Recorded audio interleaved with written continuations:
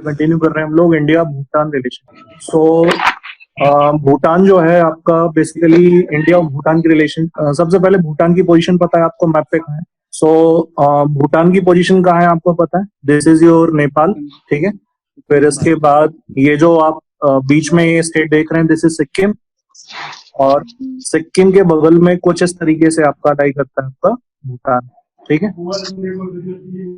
This is your Bhutan.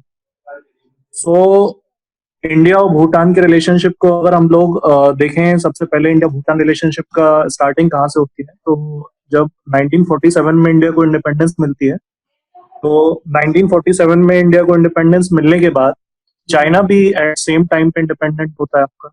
और जब China independent होता है तो उसके बाद वहां पे उस समय जो रूलर होते हैं उनका नाम होता है माओ जेडोंग। तो वहां पे उस समय पर रूलर होता है आपका माओ जेडोंग।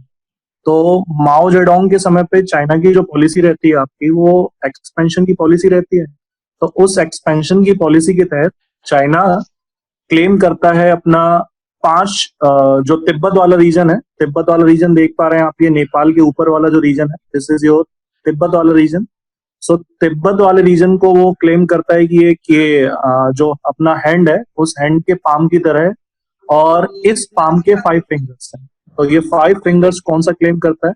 तो सबसे पहले ऊपर की टेरिटरी में आपका जम्मू कश्मीर है। तो जम्मू कश्मीर में जो आज अक्साई चीन वाला पार्ट है, वो उसको हम लोग देख चुके हैं ऑलरेडी, चाइना के अंडर कंट्रोल में है वो। अक्साई चाइना के बाद जो दूसरी टेरिटरी पे क्लेम करता है, जो फिंगर्स जिसको पॉइंट आउट करता है चाइना, वो दूसरा नेपाल को पॉइंट आउट करता है, तीसरा सिक्किम को, चौथा भूटान को, और पांचवा जो यहाँ पे स्टेट देख रहे हैं आप, दिस इज अरुणाचल प्रदेश, पांचवा क्लेम करता है वो अरुणाचल प्रदेश को। तो जैसे ये माओ जेडोंग का कमेंट आता है कि Tibet is like a palm and Aksai Chin, Nepal, Sikkim, Bhutan and Arunachal Pradesh is like a finger, तो इसके बाद से जो हमारे नेबर्स कंट्री हैं उनके बीच में चिंताएं बढ़ जाती हैं, और स्पेशली नेपाल जैसे देशों में और भूटान जैसे देशों में चिंता बढ़ जाती है, बिकॉज दोनों ही आपके लैंडलॉक कंट्री हैं। दोनों ऊपर ही घिरे हुए हैं चाइना से और नीचे ही घिरे हुए हैं आपका इंडिया से। इस वजह से इनके पास वैसे भी कोई ज्यादा स्कोप है नहीं। अगर इनको ट्रेड करना है तो ट्रेड के लिए भी कंप्लीटली डिपेंडेंट हो जाएंगे, या तो इंडिया पे या तो चाइना पे। तो फर्स्ट क्लास में आपको बताया था मैंने कि फॉरेन पॉलिसी में जो मेजर इंपॉर्टेंटली रोल प्ले करता है, वो ज्योग्राफिकल फैक्टर एक इंपॉर्टेंट की फैक्टर में से एक है। तो यहाँ पे नेपाल और भूटान के केस में जो ज्योग्राफिकल फैक्टर है आपका, वो इनका लैंड लॉक्ड हो जाना एक बहुत ही इंपॉर्टेंट पैरामीटर है इनकी फॉरेन पॉलिसी डिसाइड करने। तो चाइना की एक्सपेंशन पॉलिसी की वजह से नेपाल और भूटान में जब चिंताएं बढ़ जाती हैं, तो उसके बाद नेपाल और भूटान दोनों इंडिया को अप्रोच करते हैं, क्योंकि बिकॉज इंडिया का जो एटीट्यूड था इन कंट्रीज के प्रति, वो सॉफ्टर एटीट्यूड था इन कंपैरिजन टू चाइना। और चाइना के एग्रेसिव पॉलिसी ने इनके बीच में फियर को इंड्यूस कर दिया था। तो नेपाल और भूटान दोनों बढ़ते हैं इंडिया की तरफ, और इंडिया की तरफ आकर के वहां पे बेसिकली इंडिया, नेपाल और इंडिया भूटान के बीच में ट्रीटी साइन होती है, जिस ट्रीटी को हम लोग जानते हैं फ्रेंडशिप ट्रीटी 1949 के नाम से। सो इन ईयर 1949 में यहाँ पे भूटान और इंडिया के बीच में ट्रीटी साइन हुई, जिससे कि भूटान अपने आप को सिक्योर रख पाए और चाइना के एग्रेसिव पॉलिसी को काउंटर कर पाए। तो सबसे पहले जो हमारे टॉपिक का हेडिंग होगा इंडिया भूटान रिलेशनशिप में, हम सबसे पहले हिस्टोरिकल बैकग्राउंड करने वाले हैं, इंडिया भूटान फ्रेंडशिप ट्रीटी 1949। तो अगर आप कॉपी लेके बैठे हैं तो हेडिंग डाल सकते हैं आप लोग, India Bhutan friendship treaty 1949। Heading डाल देंगे आप सभी लोग अपनी कॉपी में, इंडिया भूटान फ्रेंडशिप ट्रीटी 1949। ठीक है। सबसे पहले क्या क्या हम लोग इस टॉपिक में पढ़ेंगे और क्या मेजर फोकस रहेगा हमारा मेंस के पर्सपेक्टिव से, बिकॉज इंटरनेशनल रिलेशंस मेंस का टॉपिक है मेजर। क्या बेसिकली इसमें हमारा फोकस रहेगा, उसमें सबसे पहले एक बार आप टॉपिक लिस्ट डाउन कर लीजिए। इंडिया भूटान के बीच में क्या क्या इंपॉर्टेंट रोल प्ले करेंगे, कौन कौन से फैक्टर्स इनके रिलेशनशिप में। तो सबसे पहला फैक्टर लिखेंगे आप लोग, regional corporation between India and Bhutan. Regional corporation between India and Bhutan. सबसे पहला फोकस होगा हमारा मेजरली इसके अराउंड ही। इन फ्यूचर भी अगर न्यूज़पेपर पढ़ते हैं आप तो इन टॉपिक्स के अराउंड अपना न्यूज करेक्ट करेंगे। So first is regional cooperation between India and Bhutan. दूसरा जो हमारा मेजर कंसर्न होगा इनके रिलेशनशिप में वो देखेंगे हम लोग security concern. So next topic highlight करेंगे आप लोग security concern. Next point add करेंगे आप लोग सिक्योरिटी कंसर्न्स, जो इंडिया के भी हो सकते हैं और जो भूटान के भी हो सकते हैं चाइना की वजह से। और तीसरा फैक्टर जो इंडिया भूटान रिलेशनशिप के बीच में बहुत इंपॉर्टेंट रोल प्ले करता है वो है hydro power projects. So third topic आप मेंशन करेंगे hydro power projects.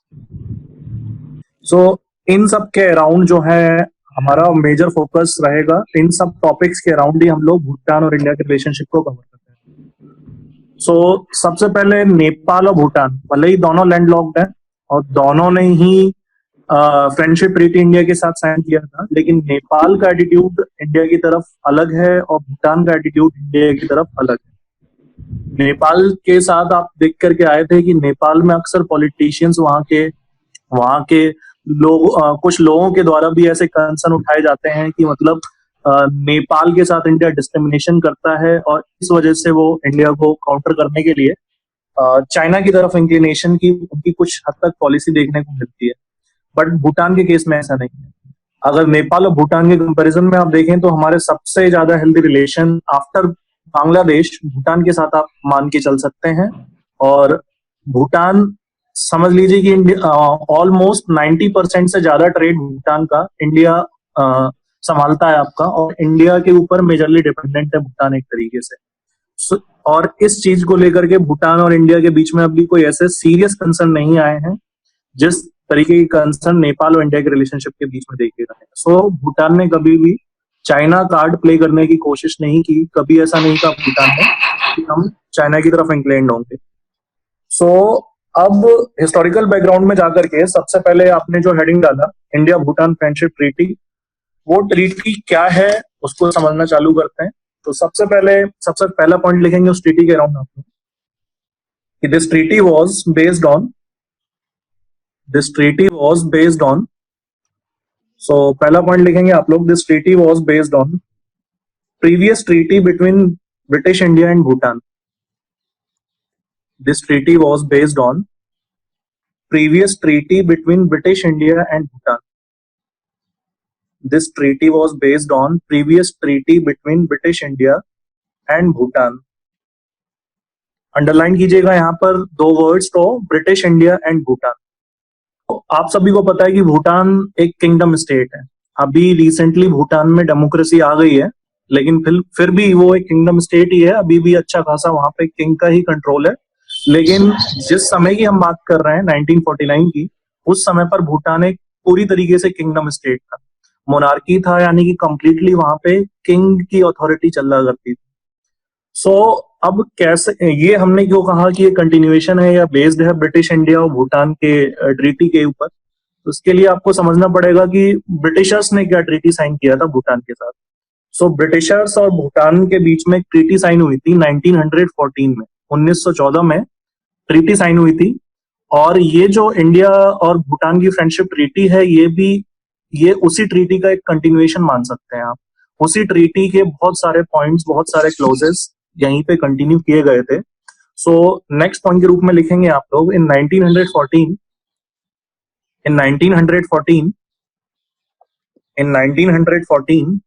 Treaty of Punakha was signed between British India and Bhutan. Treaty of Punaka was signed between British India and Bhutan. तो इसी treaty का continuation है India और भूटान की friendship treaty. तो इसलिए कभी प्रीलिम्स के पर्सपेक्टिव से ये इंपॉर्टेंट हो जाता है कि कभी कभी पूछ लिया जाता है कि ट्रीटी ऑफ पुनाका कब साइन हुई थी या फिर किन दो कंट्रीज के बीच में साइन हुई थी। तो इसका ध्यान रखेंगे आप। ट्रीटी में था क्या बेसिकली, तो इस ट्रीटी में बेसिकली ये था आपका कि ब्रिटिशर्स जो हैं वो बहुत हद तक भूटान की फॉरेन पॉलिसी को कंट्रोल करेंगे। ब्रिटिशर्स ने ये इंश्योर किया था इस ट्रीटी के माध्यम से कि भूटान अपनी मर्जी से किसी भी तरह की फॉरेन पॉलिसी बाकी देशों के साथ या बाकी अदर किंगडम्स के साथ साइन नहीं कर सकता है बिना ब्रिटिशर्स से पूछे। और इसके बदले में ब्रिटिशर्स जो है वो भूटान को कंप्लीटली सिक्योरिटी प्रोवाइड करेंगे, उनको कंप्लीट प्रोटेक्शन देंगे। और अगर उनको किसी भी एक्सटर्नल कंट्री या एक्सटर्नल सोर्स से अगर उनको थ्रेट महसूस होता है तो उस थ्रेट के खिलाफ ब्रिटिश गवर्नमेंट उनका पूरा साथ देगी। तो ये दो हाईलाइट थे ट्रीटी ऑफ पुनाका के। पहला हाईलाइट ये था कि ब्रिटिशर्स से बिना पूछे भूटान अपनी किसी भी तरह के फॉरेन पॉलिसी को आगे नहीं बढ़ाएगा और उसके बदले में ब्रिटिशर्स भूटान को कंप्लीटली सिक्योरिटी देंगे। तो इसी ट्रीटी ऑफ पुनाका का कंटिन्यूएशन था बहुत हद तक आपका friendship treaty between India and Bhutan. So next point में आप लोग लिखेंगे 1949 treaty is a continuation of this treaty. 1949 friendship treaty was continuation of this treaty. 1949 friendship treaty was continuation of this treaty. Next point में add करेंगे आप लोग इसके बाद Chinese expansion over Tibet, Chinese expansion over Tibet, Chinese expansion over Tibet and adjoining regions,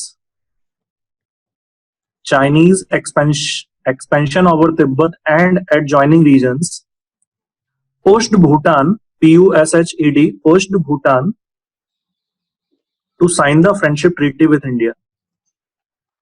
Pushed Bhutan to sign the friendship treaty with India.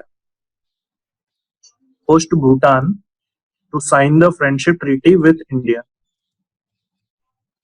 To sign the friendship treaty with India. So इसलिए ये friendship treaty existence में आती है India और भूटान के बीच में। अब आप एक छोटा सा वहां पे हेडिंग डालेंगे highlights of this treaty, highlights of this treaty. इसके बाद आप हेडिंग डालेंगे highlights of this treaty, highlights of this treaty. और इस ट्रीटी में ट्रीटी तो वैसे अपने आप में बहुत बड़ी है लेकिन हमारे जितना काम किया उतना ही इसको हम कवर करेंगे। सो इस ट्रीटी की दो हाइलाइट्स हैं और इस ट्रीटी जिस तरीके से कॉन्स्टिट्यूशन में बहुत सारे आर्टिकल्स हैं वैसे इस ट्रीटी में बहुत सारे आर्टिकल्स हैं लेकिन सभी हमारे लिए स्पेशल नहीं है और ना ही इंपॉर्टेंट है। तो दो आर्टिकल्स हैं जो हमारे लिए इंपॉर्टेंट है, तो उस वही दो आर्टिकल वो इस ट्रीटी के हाइलाइट्स हैं। तो सबसे पहले आप नीचे अब मेंशन करेंगे आर्टिकल 1। सो आर्टिकल 1 में क्या ऐसा लिखा है जिसको दोनों कंट्री ने एग्री किया? आर्टिकल 1 कहता है कि India Bhutan friendship is for, mention करेंगे आप लोग, India Bhutan friendship is for all time to come. India Bhutan friendship is for all time to come. इसी गुडविल के साथ ये ट्रीटी स्टार्ट होती है कि इंडिया और भूटान की फ्रेंडशिप हमेशा रहने वाली है और इसी अजम्पशन के साथ ये आर्टिकल 1 जो ये ट्रीटी है वो स्टार्ट हो जाती है। India Bhutan friendship is for all time to come. So this is first highlight. और अगले आर्टिकल पे आप इसका मार्क करेंगे आर्टिकल 2 विच इज आर्टिकल 2, ठीक है, because article 2 is the controversial one और या फिर जो सबसे ज्यादा चर्चे में रहा है या आगे चल करके फ्रेंडशिप ट्रीटी में अगर कोई रिवीजन भी हुआ है तो उसमें आर्टिकल 2 में ही हुआ है। तो आर्टिकल 2 पहले क्या कहता था और रिवीजन होने के बाद क्या हो गया उसको देखेंगे आगे। फिलहाल उस समय पर जब ये ट्रीटी साइन हुई तो आर्टिकल 2 के हिसाब से क्या कहा गया लिखेंगे आप लोग, Bhutan will be guided by India in its foreign policy while it would maintain it का मतलब यहाँ पे भूटान है, while Bhutan would maintain a complete autonomy over its domestic policies or internal affairs। So article 2 से क्या समझे आप लोग? So फॉरेन पॉलिसी जो है उसमें ये बोला गया है कि भूटान अपने इंडिपेंडेंटली अपने फॉरेन पॉलिसी यानी कि अपनी मर्जी से किसी भी कंट्री के साथ जाके बात नहीं करने लग जाएगा। उसको किसका भूटान की फॉरेन पॉलिसी मेंटेन करने में और उसको चलाने में कौन मेजर रोल प्ले करने वाला है? इंडिया मेजर रोल प्ले करने वाला है। ये फ्रेंडशिप ट्रीटी का हाईलाइट था। लेकिन इसके साथ साथ ये भी क्लियर कर दिया गया कि भूटान की डोमेस्टिक पॉलिसी और भूटान के इंटरनल अफेयर में इंडिया किसी भी तरीके से हस्तक्षेप नहीं करेगा। सेम इसी तरह की ट्रीटी इंडिया ने नेपाल के साथ भी साइन की। तो यहाँ पर भूटान और नेपाल दोनों ही कंट्री की जो फॉरेन पॉलिसी है वो शुरुआत से लेकर के लगभग लगभग 2010-15 तक या आज के समय पे भी कुछ हद तक कह सकते हैं आप, भूटान के केस में स्पेशली वो इंडिया बहुत हद तक कंट्रोल करता है। सो इसी दो क्लॉजेस के साथ इंडिया और भूटान की फ्रेंडशिप ट्रीटी जो है वो मेजरली साइन होती है। अब इसके बाद अगर इंडिया और नेपाल की रिलेशनशिप को देखें तो कुछ हद तक बॉर्डर डिस्प्यूट्स दिखते हैं, लेकिन अगर आप भूटान के केस में देखें तो भूटान के साथ हमारे कभी भी कोई भी बॉर्डर इश्यू इंडिपेंडेंस के बाद से अभी तक नहीं रहे हैं। इसका मतलब भूटान के साथ हमारा रिलेशनशिप एकदम स्मूथली चल रहा है और बहुत हेल्दी चल रहा है, कोई भी बॉर्डर इश्यू हमारे भूटान के साथ नहीं, ठीक है। लेकिन चाइना और भूटान के बीच में कुछ बॉर्डर जो है वो अनसेटल्ड है और वहां पे सारी की सारी पॉलिटिक्स चालू होती है, जियो पॉलिटिक्स चालू होती है इंडिया, भूटान और चाइना के बीच में। तो उसको भी हम देखेंगे। फिलहाल नेक्स्ट पॉइंट लिखेंगे आप लोग, नोट डालेंगे यहाँ पे, नोट डाल के लिखेंगे आप लोग, this treaty partly says, this treaty partly says, this treaty partly says Bhutan is willing to move towards India. This treaty partly says Bhutan is willing to move towards India. लिखेंगे next point में, Bhutan and India has no border issue since the signing of this treaty. Note डालेंगे यहाँ पे, नीचे next line में note डालेंगे और note डाल के मेंशन करेंगे, but China and Bhutan have unsettled border since 1950. But China and Bhutan have unsettled border since 1950. So अब क्या होता है कि चाइना की जो कुछ डिस्प्यूट्स हैं भूटान के साथ तब से ही वो आज भी हैं, ठीक है, उसको अभी हम जस्ट लेटर पार्ट में देखने वाले हैं। लेकिन ये समझना पड़ेगा कि जब भूटान की जो ये कंट्रोवर्सी है टेरिटरी को लेकर के चाइना के साथ चालू होती है तो इसमें इंडिया ने खुलेआम सपोर्ट किया इंडिपेंडेंस के बाद भूटान। आप समझ सकते हैं 1962 में जो इंडिया और चाइना के बीच में वॉर हुआ था वो कहने को बहुत सारे लोगों के मुंह पे ये रहता है बस कि एक फैक्टर था इसमें कि हमने दलाई लामा को सपोर्ट किया था तिब्बत को, जब तिब्बत के ऊपर कब्जा कर रहा था चाइना, और उसके बाद जब दलाई लामा भाग के इंडिया आ गए थे तो उसके बाद हमने उनको शरण दी। तो बहुत सारे लोगों को कॉमनली ये लगता है कि मतलब यही एक मेन रीजन था जिसकी वजह से इंडिया और चाइना का वॉर स्टार्ट हुआ। लेकिन कोई भी वॉर किसी एक रीजन से अचानक से स्टार्ट नहीं हो जाता है, उसके पीछे बहुत सारे मल्टीपल रीजंस होते हैं।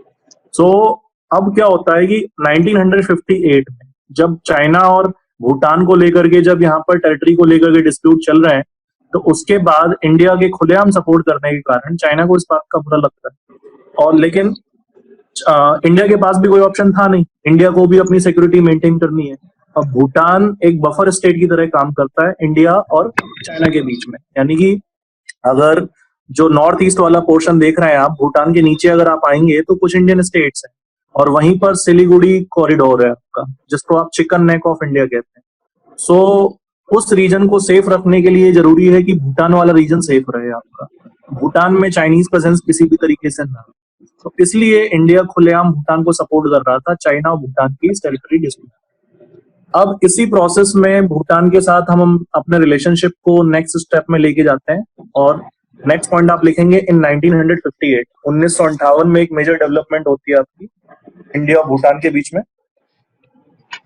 So you will write down in 1958, in 1958 Bhutan gave the road building contract of 500 kilometer highway,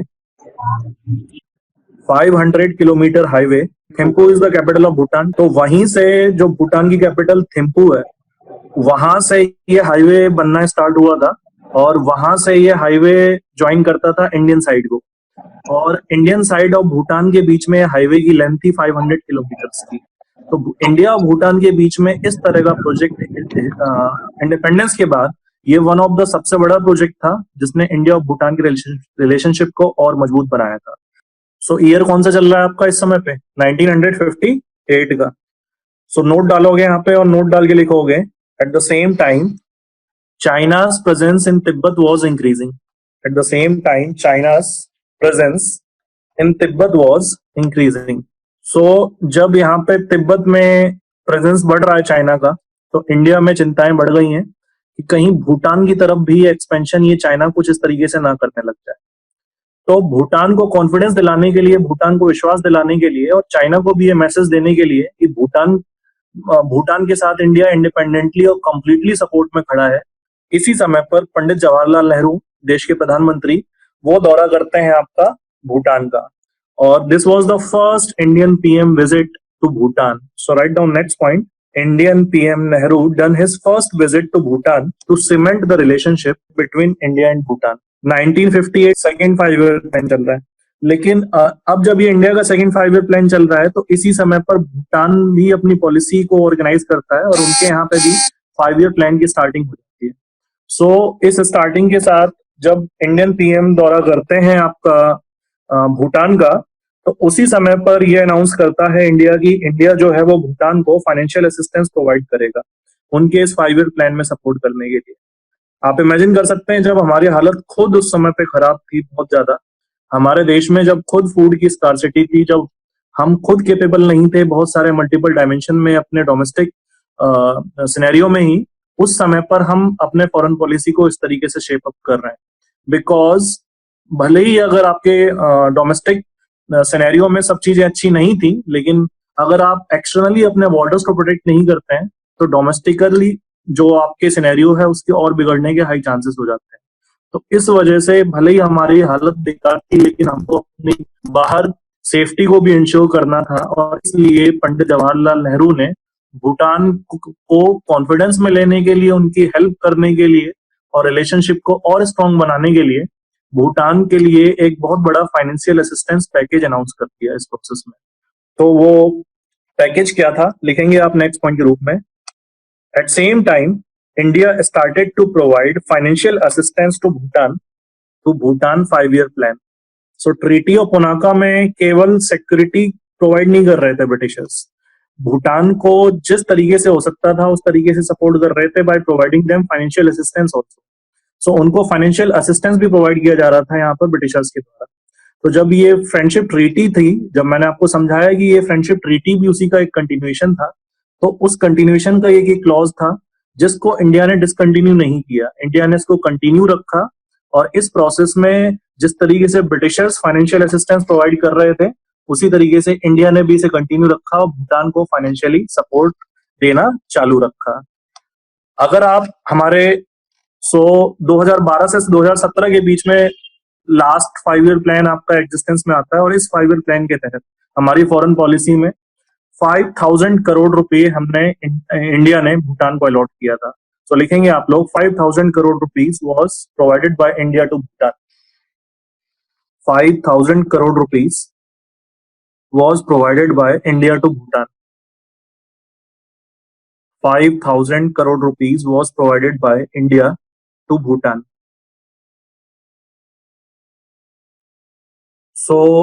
ये हमने 11th 5 ईयर प्लान में भी आगे किया, और उससे आजादी के बाद भी फाइनेंशियल असिस्टेंस हमने देना चालू रखा था।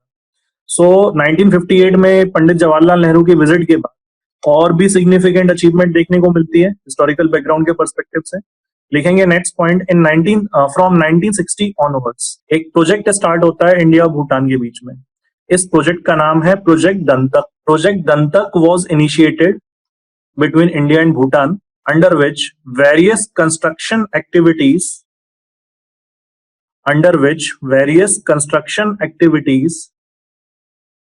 was done by India and Bhutan. Various construction activities was done by India and Bhutan. इस प्रोजेक्ट को अंडरलाइन कर लीजिएगा, ये भी प्रीलिम्स के पर्सपेक्टिव से इंपॉर्टेंट है, प्रोजेक्ट दंतक। प्रोजेक्ट दंतक एक इनिशिएटिव है ब्रो का। ब्रो क्या है आपका? बॉर्डर रोड ऑर्गेनाइजेशन, जो कि बॉर्डर के अराउंड रोड्स डेवलप करती है आपकी। बॉर्डर रोड ऑर्गेनाइजेशन के द्वारा पहले तो आपका भूटान से 500 किलोमीटर की रोड बनाई गई। उसके बाद इस पॉलिसी को और इसी इंफ्रास्ट्रक्चर को हमने आगे बढ़ाया भूटान के साथ, और इस प्रोजेक्ट दंतक के तहत 1500 किलोमीटर से ज्यादा के रोड नेटवर्क हमने भूटान के साथ तैयार किए और उनके रोड इंफ्रास्ट्रक्चर को डेवलप करने में हमने उनकी हेल्प की। सो इस तरीके से प्रोजेक्ट गंतक एक लैंडमार्क प्रोजेक्ट है इंडिया और भूटान के बीच के रिलेशनशिप। सो नेक्स्ट पॉइंट लिखेंगे आप लोग, 1500 किलोमीटर और more network of roads was developed in Bhutan with the help of assistance of India, with the help of assistance of India। ठीक है, भूटान का एक अपना एयरपोर्ट भी है, मेजर एयरपोर्ट। इस एयरपोर्ट का नाम, एनी आइडिया भूटान में कोई एयरपोर्ट जिसका नाम आप जानते हो?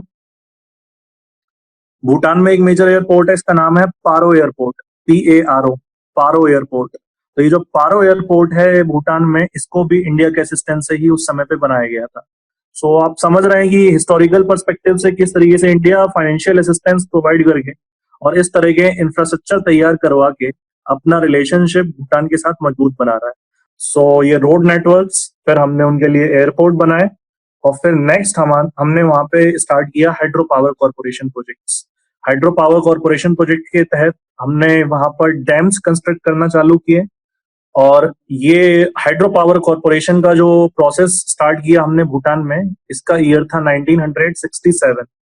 1967 में हमने वहां पे हाइड्रो पावर कॉर्पोरेशन जो डेवलप किए, उसमें जितना भी पैसा लगा आपका, उसमें उस पैसे में से 60% पैसा इंडिया ने ग्रांट्स के रूप में दिया और 40% पैसा इंडिया ने लोन्स के रूप में दिया। ग्रांट्स और लोन्स के बीच में क्या डिफरेंस होता है? तो ग्रांट्स मतलब एक तरीके से मतलब फेवर है, मतलब ठीक है, विदाउट इंटरेस्ट इंडिया हेल्प करने को तैयार था, और ये जितना भी हाइड्रो पावर कॉर्पोरेशन की स्टार्टिंग हुई है उसमें से 60% पैसा इंडिया ने ग्रांट्स के रूप में भूटान को दिया था और 40% पैसा लोन आफ्टर 1967। इतना सब जो कर रही है इंडिया का कुछ फायदा इसमें? तो देखो, सबसे पहली बात, जो ये टेक्निकल असिस्टेंस हम प्रोवाइड कर रहे हैं, जो हम डेवलप कर रहे हैं, तो ये डेवलप भूटानीज कंपनीज नहीं कर रही हैं। ये कौन डेवलप कर रही है? इंडियन कंपनीज ही कर रही हैं। सो इंडियन कंपनी इस तरह के प्रोजेक्ट्स के दम पे इंडियन कंपनीज को बड़े कॉन्ट्रैक्ट्स मिलते हैं फिर, और फिर इंडियन कंपनीज के टेक्निकल असिस्टेंस से ही इंडिया यहाँ पर ये सब कुछ डेवलप कर रही है। सो उन कंपनीज का भी फायदा होता है अपना। सेकेंड थिंग, यहाँ पे जब ये हाइड्रो पावर कॉर्पोरेशन डेवलप किए गए, तो इंडिया ने भूटान को एश्योर किया कि आप ये जो डेवलप कर रहे हैं आपके यहाँ डैम वगैरह ये सब, इससे हम आपसे वापस में बिजली भी खरीदेंगे। तो भूटान के आसपास के नीचे के जितने भी स्टेट्स हैं, वहां पर जो बिजली की समस्या आती है, तो वहां पर डैम कंस्ट्रक्ट हो रहा है भूटान में, लेकिन इसका फायदा इंडिया को मिलेगा इलेक्ट्रिसिटी के फॉर्म में नेबरिंग आसपास के स्टेट्स में। तो इस कॉर्पोरेशन के तहत इंडिया ने भूटान को प्रॉमिस किया कि अगले 99 ईयर्स तक, अगले 99 साल तक हम आपसे इलेक्ट्रिसिटी परचेज करेंगे। सपोज करो कि मतलब इंडिया ने डैम्स तो बना दिए और वहां पे इतना मेगा प्रोजेक्ट डेवलप हो गया, लेकिन उनका जो इलेक्ट्रिसिटी सरप्लस हो रहा है उसको कोई खरीदने को तैयार ही नहीं है, तो फिर उसको उस प्रोजेक्ट का मतलब क्या निकलेगा? और फिर वो इस तरीके से अपने यहाँ पर डैम्स डेवलप क्यों करेंगे अपनी जोग्राफिकल जो सराउंडिंग है उसको खराब करके? सो ये अश्योरेंस मिलना जरूरी है कि उनका कोई परचेजर भी होना चाहिए, कोई उनसे खरीदने वाला भी होना चाहिए। तो इंडिया ने वो अश्योरेंस भी दिया इनको इस प्रोसेस में और कहा कि हम आपसे। सो इस तरीके से इंडिया और क्या कहते हैं आपके भूटान की रिलेशनशिप एक पेस पकड़ती है पंडित नेहरू के समय पर, और उसके बाद ये 1967 के बाद इंदिरा गांधी जी पावर में आती हैं 67 के बाद, तो उनके समय पर भी ये पेस पकड़ता है फिर इंडिया भूटान का रिलेशनशिप, और इस तरह के प्रोजेक्ट चालू हो जाते हैं। सो बहुत ही हेल्दी रिलेशनशिप शेयर कर रहे हैं यहाँ पे इंडिया भूटान अभी तक। तो अब तो आपको यहाँ पे एक चीज समझनी पड़ेगी, यहाँ पे चाइना का एंगल थोड़ा सा समझते हैं यहाँ पे। सो हेडिंग डालो इन 1986 एंड इन 1996। 2 ईयर है हमारे लिए इंपॉर्टेंट, 1986 और 1996। ठीक है, तो अब मैं कौन से रीजन की बात कर रहा हूँ? देखो, चाइना और भूटान के बीच में कौन से 2 डिस्प्यूटेड टेरिटरी हैं, सबसे पहले उसको समझना। तो सबसे पहले मैं ड्रॉ कर रहा हूँ यहाँ पर पेन से ये वाला रीजन, देखा ये वाला रीजन दिख रहा है सबको? थोड़ा सा ज्यादा ड्रॉ हो गया, मतलब समझ लेना आसपास कहाँ पे। तो इस वाले रीजन की मैं बात, तो ये जो डिस्प्यूटेड टेरिटरी है, ये टोटल डिस्प्यूटेड टेरिटरी है 900 किलोमीटर स्क्वायर। ये पूरा 900 किलोमीटर स्क्वायर का डिस्प्यूटेड टेरिटरी है भूटान और चाइना के बीच में। ठीक है, और ये 900 किलोमीटर स्क्वायर का एरिया है जिस पर चाइना अपना क्लेम करता है और भूटान अपना क्लेम करता है। ठीक है, फिर दूसरी डिस्प्यूटेड टेरिटरी है भूटान और चाइना के बीच में, वो है कुछ यहाँ पर, ये यहाँ पर, ये वाला रीजन। ठीक है, थोड़ा सा भूटान के अंदर बन गया, लेकिन ये थोड़ा सा बाहर की तरफ है। सो ये वाला रीजन है। तो ये वाला जो रीजन है आपका, इसी रीजन को हम लोग जानते हैं डोकलाम के नाम से। अभी कुछ साल पहले डोकलाम इश्यू आप काफी चर्चे में रहा था। सो जो ये अंडरलाइन किया मैंने, दिस इज डोकलाम। ये आपका डोकलाम है, ठीक है। और एक और रीजन मैं ड्रॉ कर रहा हूं यहाँ पर। ये वाला जो ट्राइंगल बनता हुआ दिख रहा है आपको, ये ट्राइंगल पूरा का पूरा, ये वाला रीजन, मैं एक सेकंड कलर चेंज कर लूं। और ये जो ट्राइंगल बनाया है मैंने, इस ट्राइंगुलर रीजन को, जो ये इंडिया इधर सिक्किम के बीच में है, इधर भूटान के बीच में, और ऊपर आपका चाइना है ना। तो ये जो ट्राइंगल वाला रीजन है, इस रीजन को कहते हैं हम लोग, इस रीजन को जानते हैं हम लोग चुम्बी वैली के नाम से। इस रीजन का नाम है चुम्बी वैली। तो चुम्बी वैली के आसपास ही आपका रीजन लाई करता है डोकलाम। तो ये जो डिस्प्यूटेड रीजन है आपका डोकलाम वाला, ये डोकलाम वाला डिस्प्यूटेड रीजन है आपका टोटल 400 किलोमीटर स्क्वायर का, ठीक है। 400 किलोमीटर स्क्वायर का ये डिस्प्यूटेड रीजन, ये भूटान और चाइना के बीच में। सो ये पर्टिकुलरली वैली है आपकी सारी की सारी। तो ये डिस्प्यूटेड रीजन है आपके दोनों ही। ये आपका चुम्बी वैली है, इसको आप याद रखेंगे।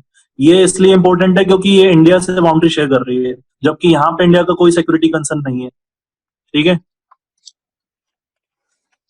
सो अब आप नीचे देख सकते हैं, अब इसके नीचे आप देख सकते हैं कौन सा देश है, ये आपका बांग्लादेश है। एक रीजन मैंने ये बनाया 900 किलोमीटर स्क्वायर वाला, एक यहाँ पे मैंने डोकलाम बनाया था, और एक मैंने ये चुम्बी वैली बताई थी, ठीक है, इसी रीजन के आसपास ब्रॉडली समझ लीजिए। और यहाँ के अराउंड मैंने लाइन ड्रॉ करी थी। तो ये है आपका इंडिया का, क्या है आपका चिकन नेक है। अगर आपको नॉर्थ ईस्टर्न स्टेट में जाना है पश्चिम बंगाल से होते हुए, कहाँ से जाओगे आप? यही तो रास्ता है इधर जाने के लिए। इधर से जा सकते हो क्या कहीं? इधर नॉर्थ ईस्टर्न स्टेट का रास्ता कौन सा है आप, ठीक है। और यहीं पे आपका पड़ता है सिलीगुड़ी कॉरिडोर। सिलीगुड़ी जो है आपका वो वेस्ट बंगाल के पास है, वेस्ट बंगाल में है। तो सिलीगुड़ी कॉरिडोर इसी को कहते हैं। और इसी कॉरिडोर के माध्यम से, यही कॉरिडोर के माध्यम से इंडिया का नॉर्थ ईस्टर्न एरिया जो है वो जुड़ता है आपका इधर वेस्ट वाले एरिया से, ठीक है। सो ये जो सिलीगुड़ी कॉरिडोर है, एक सेकेंड, तो ये जो सिलीगुड़ी कॉरिडोर है, अब देखिए इश्यू क्या होता है। 1986 में और 1996 में चाइना जो है वो भूटान के सामने एक प्रपोजल रखता है। प्रपोजल क्या रखता है? वो चाइना कहता है भूटान से कि ये 900 किलोमीटर स्क्वायर वाला एरिया जो है, ये जो अभी मैंने बनाया, ये जो 900 किलोमीटर स्क्वायर वाला एरिया है, ये तुम रख लो, ठीक है।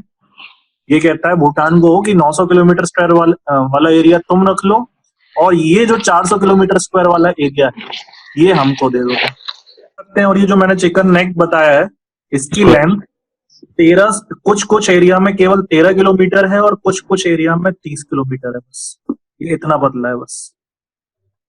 तो कोई बहुत बड़ा एरिया नहीं है। और अगर कल को चाइना और इंडिया के बीच में अगर कोई इश्यू होता है, और सपोज इस रीजन को डिस्कनेक्ट कर दिया चाइना ने, तो ये पूरे के पूरे रीजन से, ये जो पूरा का पूरा रीजन है, इससे इंडिया का कनेक्शन खत्म हो जाएगा। तो इंडिया कभी नहीं चाहेगा कि चाइनीज आर्मी यहाँ पे पास में आए इस चिकन नेक के। सो इसलिए इंडिया यहाँ पर कभी नहीं चाहेगा कि इसके अराउंड जो है वो आए आपका कभी भी चाइना आपका। तो यहाँ पर भूटान को क्या स्टैंड लेना चाहिए? इतना सब इंडिया कर रहा है आपका भूटान के लिए, तो क्या भूटान मान जाएगा क्या फिर? तो भूटान यहाँ पर अपना एथिकली स्टैंड दिखाता है। और भूटान 1986 में पहली बार जब प्रपोजल आया, तब भी मना कर दिया भूटान ने साफ से चाइना को कि सॉरी, हमें टेरिटरी एक्सचेंज नहीं कर सकते। जब 1996 में फिर से चाइना ने ऑफर दिया, तो भूटान ने फिर से मना कर दिया। और इंडिया का कंसर्न भी आपको समझ में आ गया। तो इसी इंडिया के कंसर्न की वजह से यहाँ पर भूटान ने रिफ्यूज कर दिया चाइना को कि हमें कोई एरिया एक्सचेंज नहीं करनी है। और ये दिखलाता है कि किस तरीके से भूटान और इंडिया का रिलेशनशिप कितना क्लोजली वो शेयर करते हैं। ओवरऑल अगर आप देखेंगे तो 500 किलोमीटर का फायदा होने वाला था भूटान को। अपनी टेरिटरी में वो 500 किलोमीटर स्क्वायर एक्स्ट्रा ऐड कर सकता था, लेकिन केवल इंडिया की वजह से यहाँ पर भूटान ने मना कर दिया। सो ये भूटान की लॉयल्टी दिखाता है इंडिया के प्रति। दूसरी बात यह है कि आप ये भी समझ लीजिए कि इस तरीके ऐसा करके भूटान ने अपना थ्रेट बढ़ा दिया, बिकॉज भूटान कहीं से भी मिलिटरीली स्ट्रांग तो है नहीं। और चाइना जैसी मिलिट्री से कभी भी वो जीत नहीं सकता है। तो ऐसी स्थिति में उसको ये भी पता है ऑब्वियसली कि चाइना की मिलिट्री जो है वो कहीं ना कहीं कुछ हद तक डोमिनेट कर चुकी है इंडियन मिलिट्री को पास्ट में। इस सब को देखते हुए भी उसका जो थ्रेट महसूस किया भूटान ने, उसको साइड में रख करके उसने इंडिया को सपोर्ट किया, और इंडिया के कंसर्न की वजह से उसने इस तरह के ऑफर को कंटिन्यूसली रिजेक्ट कर दिया। तो इस तरीके से भूटान एथिकली खड़ा रहा इंडिया के साथ। लिखो इन 1986 and 1996, in 1986 and in 1996 China offer to China offer to solve the border disputes to solve the border disputes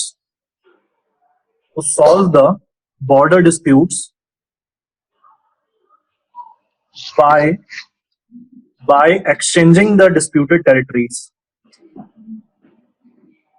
To solve the border disputes by exchanging the disputed territories. By exchanging the disputed territories. इसके बाद लिखेंगे China promised to give 900 square kilometer disputed territory.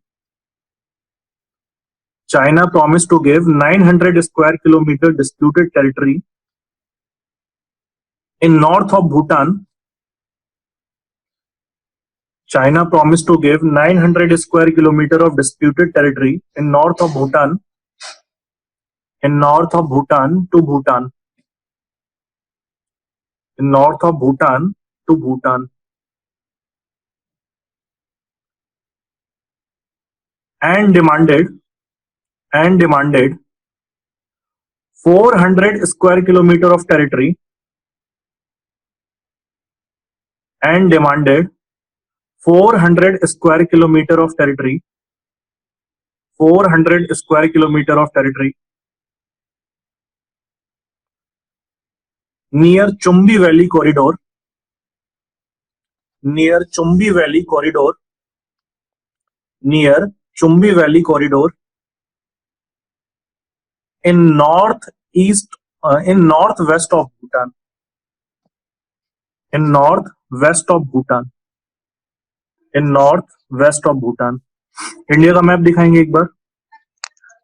In northwest of Bhutan. In northwest of Bhutan. ठीक है, लिखा है इतना सबने? अम्मी आरती कर दो. In northwest of Bhutan.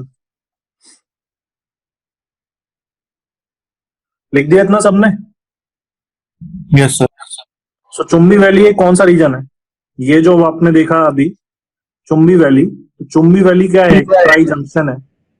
Tri junction किस किस के बीच में है आपका? इंडिया, भूटान और चाइना के बीच में है ना? यस. अब देखो यहाँ पर अब मैंने एक सेकेंड अब यहाँ पर ये जो यहाँ पे डोकलाम है, मान लो यहाँ पे डोकलाम है, तो इस डोकलाम को भूटान अपना बताता है, और चाइना जो अपना बाउंड्री बताता है, सॉरी एक सेकेंड,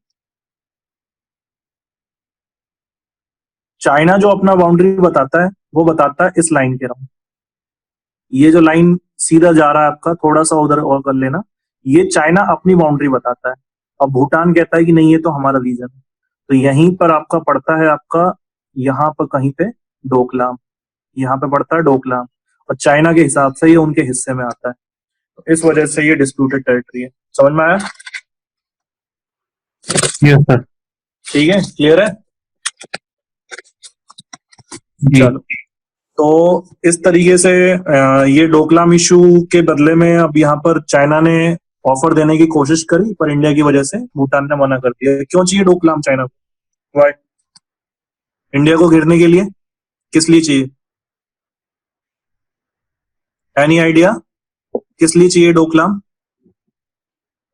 सर इंडियन टेरिटरी के और पास में आ जाएगा. एंटर होने के लिए. देखो डोकलाम का एडवांटेज क्या है? डोकलाम एक ऊंचाई पर स्थित क्षेत्र है, ये इसकी हाइट ज्यादा है. जिस तरीके से सियाचिन ग्लेशियर में कुछ नहीं है, फिर भी इंडिया और पाकिस्तान दोनों को चाहिए, क्योंकि सियाचिन ग्लेशियर की हाइट ज्यादा है और उस हाइट पर अगर आर्मी डिप्लॉयड रहे तो वो दोनों तरफ सिचुएशन कंट्रोल कर सकते हैं। उसी तरीके से डोकलाम और इंडियन टेरिटरी वाले पार्ट में जहाँ पे इंडियन आर्मी खड़ी रहती है, उस रीजन की हाइट ज्यादा है ज्योग्राफी की वजह से।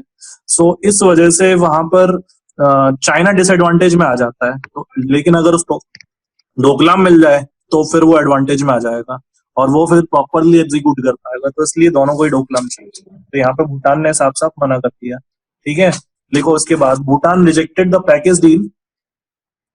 Bhutan rejected the package deal.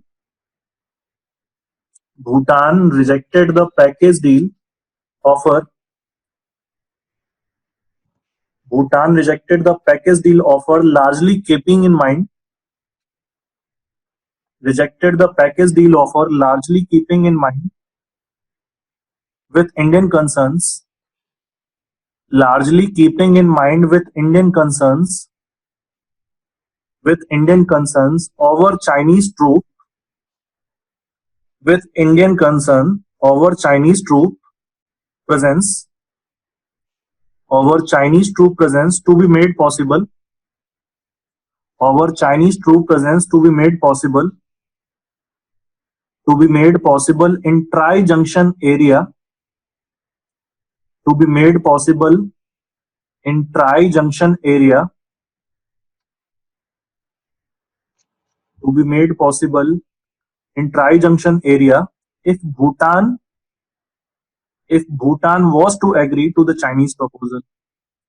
If Bhutan was to agree to the Chinese proposal. If Bhutan was to agree to the Chinese proposal. ठीक है,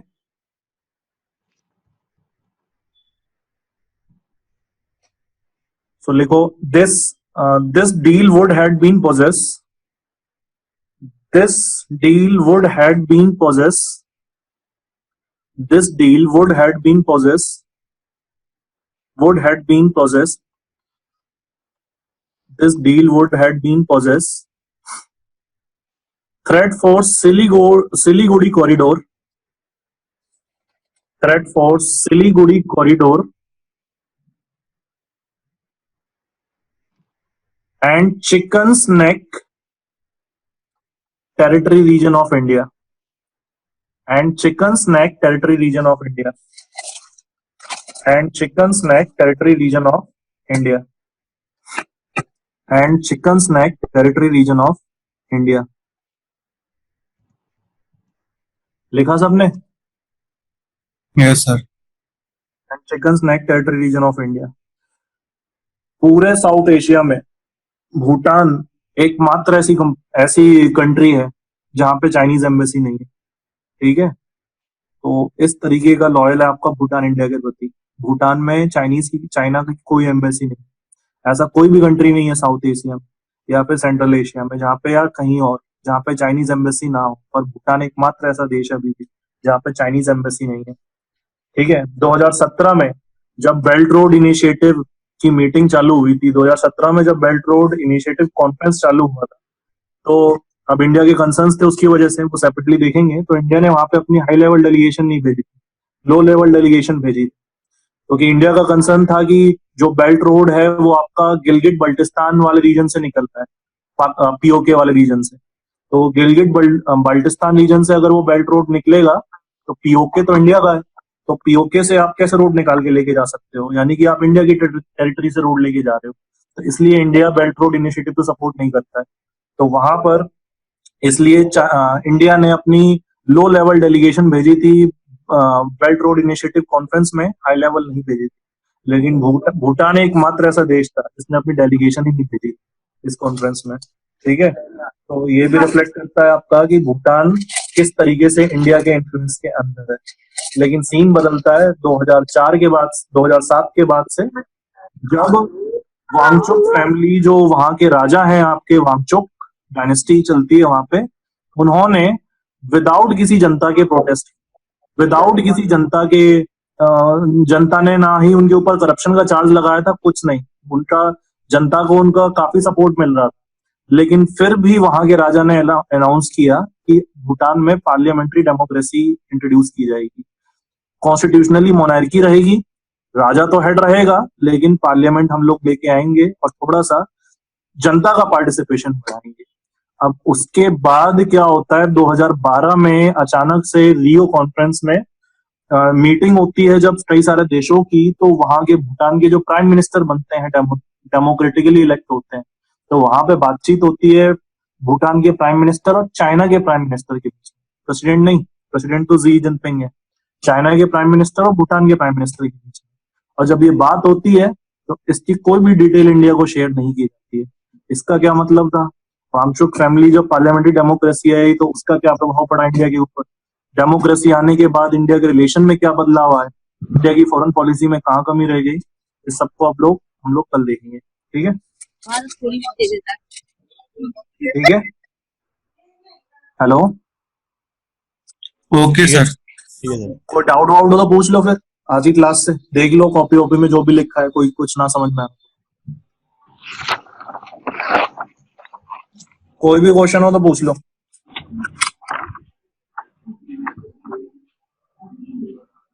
सर पुनाका टीटी बता दीजिए।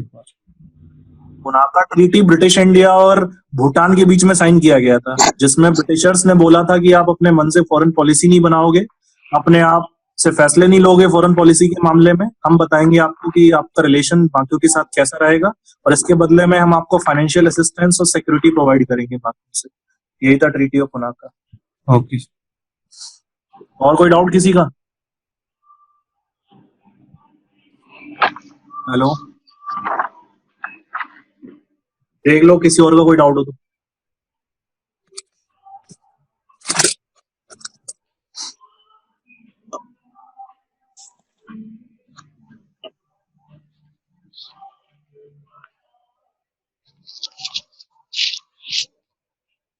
कोई प्रॉब्लम और?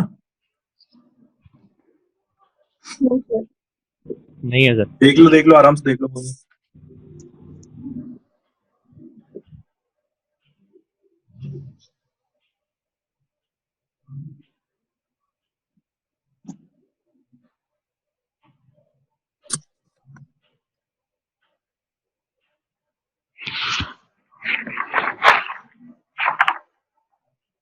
कोई और डाउट?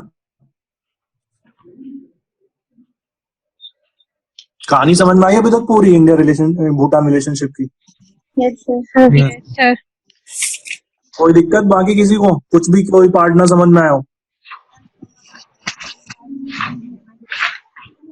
सर वो 99 ईयर्स का क्या था? 99 साल के लिए हम उनसे बिजली खरीदेंगे हाइड्रो पावर कॉर्पोरेशन डेवलप करने के बाद। अच्छा।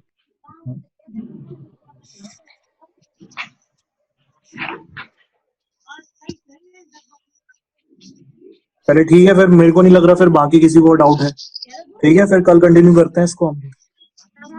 Yes sir. ठीक है, चलिए थैंक यू सर।